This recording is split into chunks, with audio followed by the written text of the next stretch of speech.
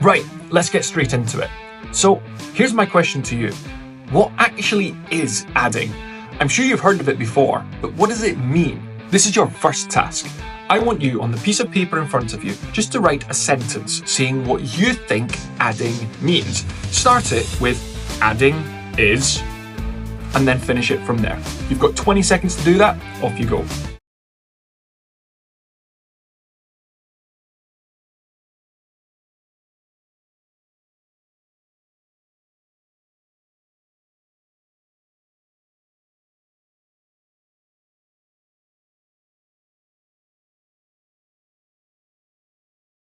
So, did you do it?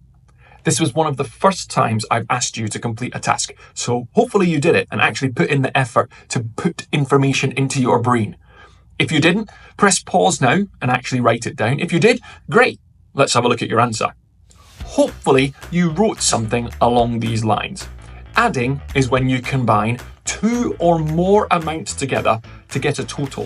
For example, you have 3 pencils and your friend gives you 2 more pencils. How many pencils do you have altogether? You have 5. We've combined 3 and 2 together to make a total of 5.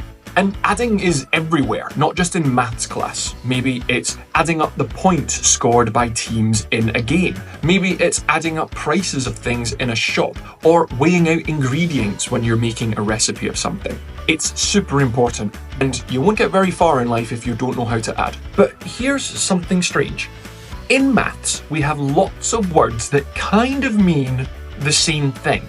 I'm not really sure why. I'm a maths teacher, not an English teacher, but let's take a look at a few words that mean pretty much the same thing as add. I'm going to say them and I want you to repeat them after me.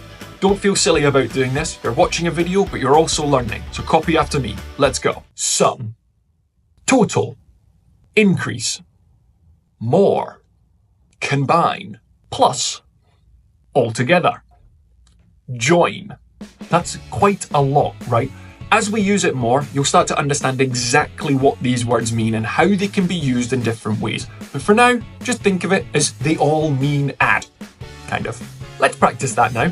I'm going to say some questions to you, and I want you to think about, is this an addition question or is it something else? Example number 1. Mike the cat chases 3 mice in the kitchen and 2 mice in the garden. How many mice does Mike chase altogether? Is that an addition question, or do you have to do something else to find the answer? Hopefully you said addition because it had the word altogether in it. That tells you you had to add 5 and 2 together. Let's have a look at another one. In a class, there are 24 children. 13 of them are girls. How many are boys? Is this an addition question, or do you have to do something else to find the answer? In order to find the answer for how many boys there are in the class, you actually have to do a subtraction of the numbers in that question. It's not an addition question. One more. Frank goes to the zoo and he sees 20 elephants, 33 giraffes, 412 lions, and 66,483,219,406 ants. He counted them all. How many animals does he see in total? Is this an addition question, or do you have to do something else to find the answer? This was an interesting one because we actually had lots of numbers and a couple of really big numbers too. You can add together more than one amount, which is what you had to do to find the answer in that question. It must have taken Frank a really long time to count all those ants. So now, you know what adding means. You've learned that some words in maths mean the same thing as other words, but we don't know why. And you've practiced spotting addition questions when they're hidden within word problems. Not bad for your first lesson. When you're ready, hit the Mark Complete button below, and I'll see you in the next video.